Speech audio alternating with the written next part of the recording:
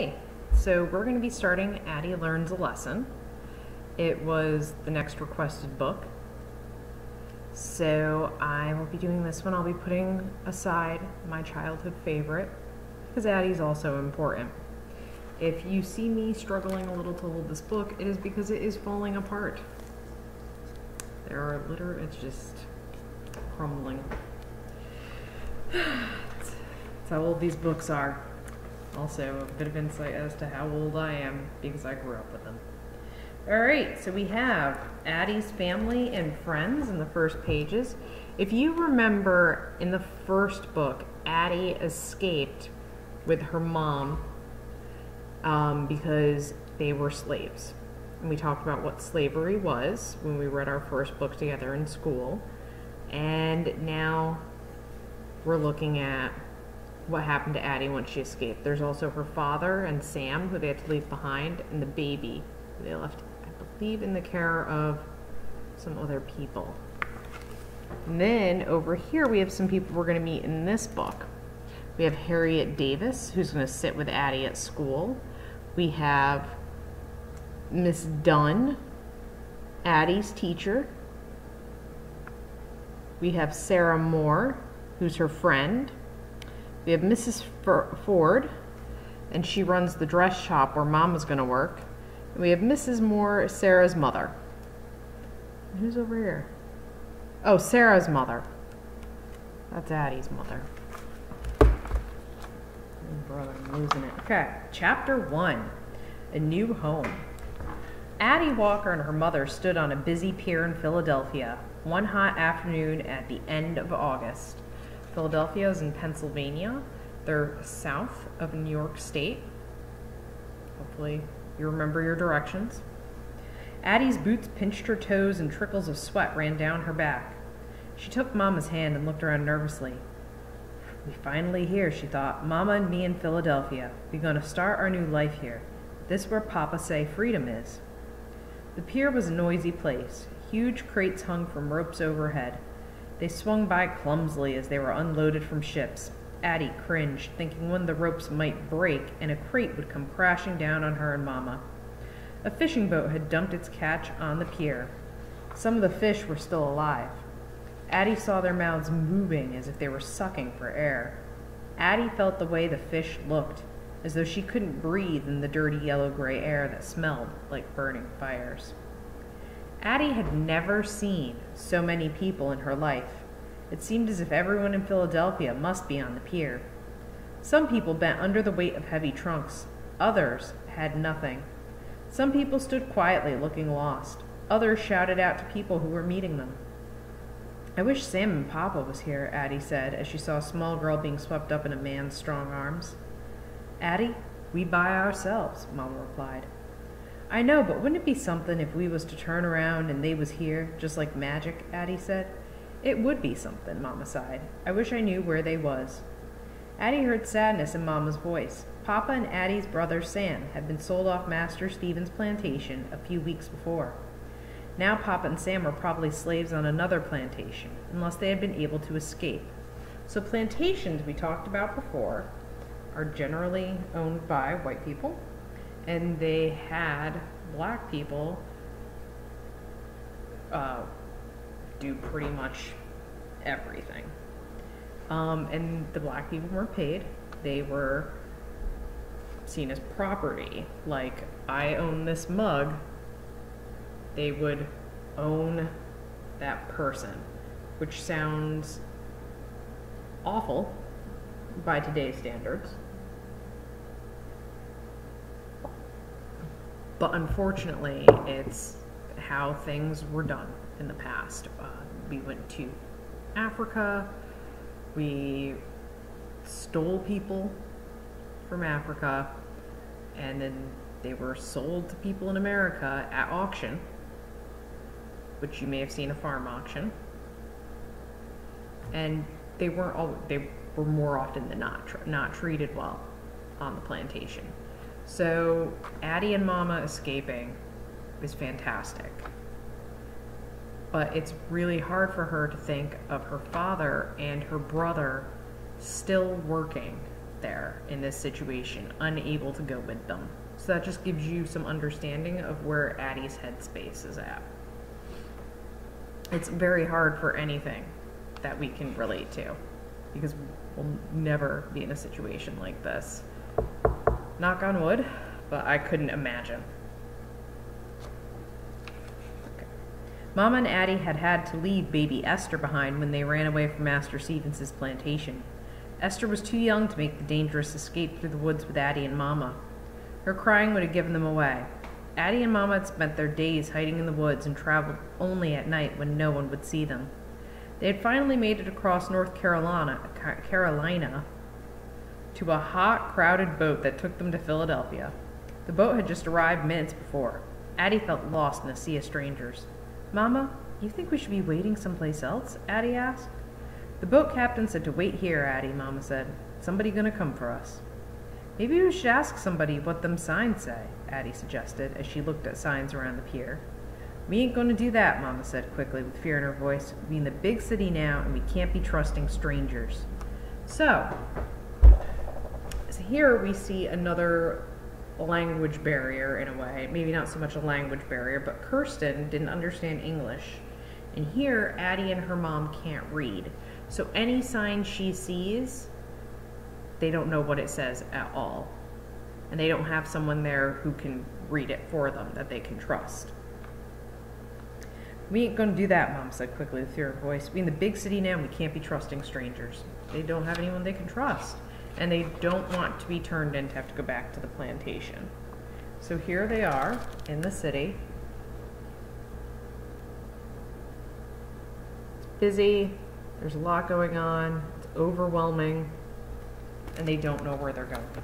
"I wish I could read," Addy thought. "Then I could help." But she did not know one letter. As she shifted back and forth on her aching feet, Addy began to worry. Maybe no one will come. What if we got to find our way around the city by ourselves? Where are we going to go? Addy's heart started to race, but she tried to keep her face looking calm. She didn't want to worry Mama. Nearly half an hour passed. The crowd had thinned out when Addy saw a woman and a girl coming toward them.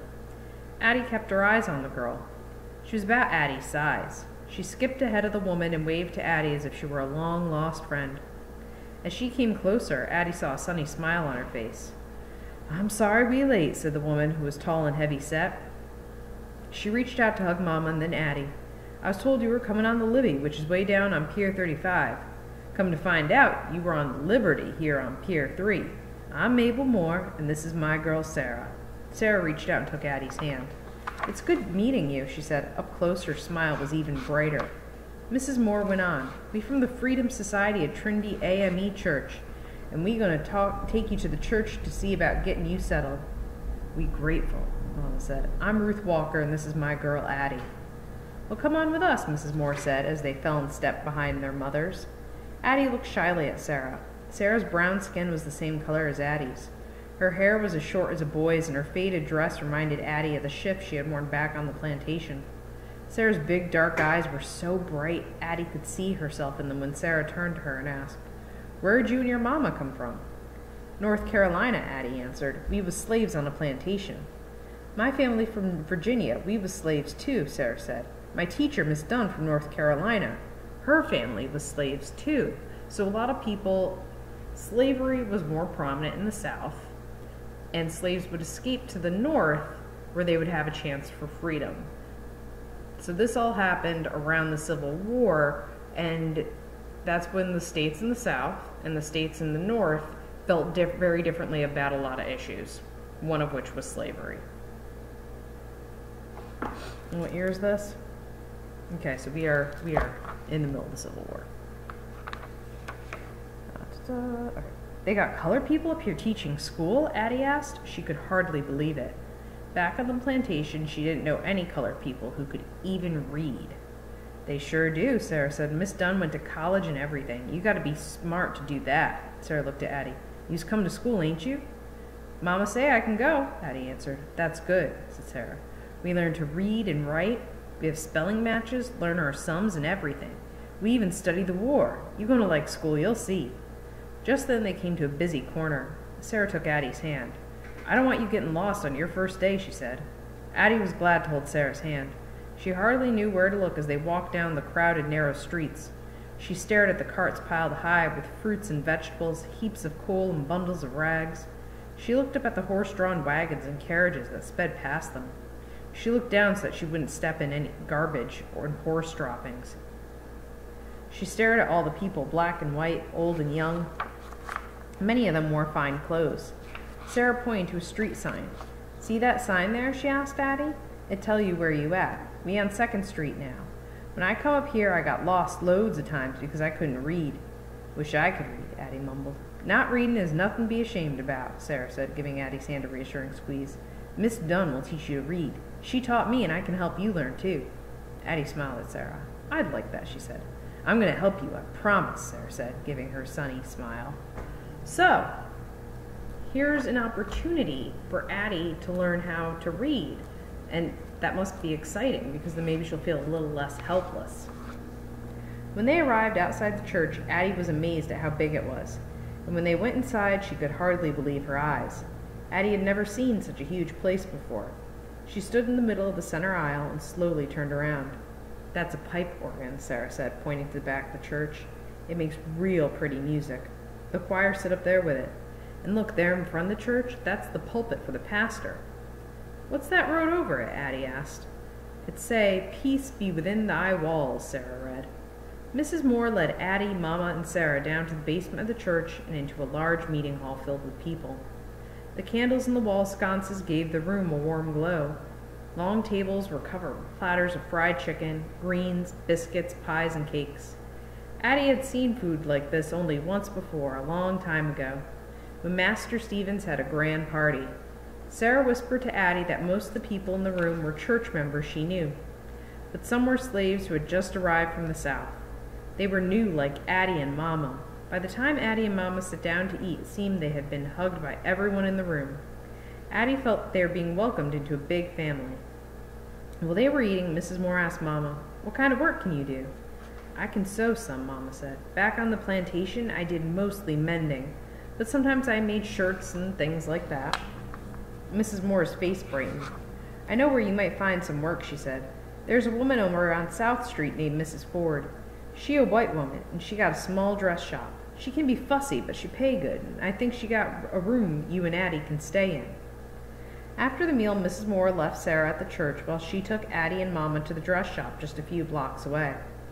The tiny shop was crammed with cloth, thread, ribbon, yarn, feathers, and boxes. A woman sat near the back, bent over her sewing. She looked up when they arrived. "Good day, Mrs. Ford," Mrs. Moore said. The 3 visitors barely fit inside the shop. Mrs. Moore introduced Addy and Mama and said, "I think Ruth Walker would be a fine seamstress for you." "I'll be the judge of that," Mrs. Ford snapped, looking over the top of her spectacles. "You know, Mrs. Moore, the last girl you brought here got married and left me soon after she started. I'm an abolitionist, and I want to help you colored people, but I have a business to run, and I can't take too many chances." So back in those times, they may have referred to black people as colored people, but that is no longer an appropriate term to call them. You should refer to them as black or African American. "Mama, a real good sewer," Addy added bravely, "and we ain't going to take off." Mama squeezed Addy's arm and Addy fell silent. Mrs. Ford's sharp eyes looked at Addy and then at Mama. She said, "I'll hire you, Mrs. Walker, on a trial basis. $1 a week to start. I run a first-rate shop here. Most of my customers are from Society Hill and they expect the best. You'll have to do fine work, and I'll expect you to make some deliveries. If you can't do the work, I won't keep you on. This is a business, not a charity ward." So you can see here, there's Addy and her mama. They're talking with Mrs. Moore, and they're talking to Miss Ford.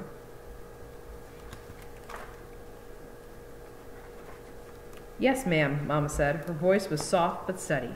"All right then," said Mrs. Ford. "I'll take you up to the room where you and your daughter can stay." Addy, Mama, and Mrs. Moore followed Mrs. Ford up 3 flights of steep, dark stairs. At the top was a garret. Addy's heart sank. The room was dirty, stuffy, and hot. It was smaller than the cabin Addy's family had lived in back on the plantation. A table with 2 chairs stood in the middle of the room, and a bed had been pushed into one corner. There was a small stove. Then Addy saw something that made her feel better. A window that looked out over the street. Addy's cabin on the plantation had no windows. "It's not much," Mrs. Ford said. "It's hot in the summer and cold in the winter." It'll be fine, Mom said quickly. She put her arm around Addy's shoulders. We're gonna make it a home. So even though this place might seem small and stuffy, it's theirs. And it's a new start for them. Plus, Addy noticed it had a window, and that's huge, being able to look outside into the world. Now we've done a bunch of studies about how being able to look outside improves your overall happiness level, and that it's good for your brain to sometimes take breaks. So when you guys are in class and I see you looking out the window a little, that's okay by me, because I know that's helping your brain take a little break from staring at screens or from all the learning you guys do. All right, so anyway, side note about windows, not really anything to do with Addy. When we come back, we will start chapter 2, which is called Freedom. There's a little question mark on the end. So I'll see you then.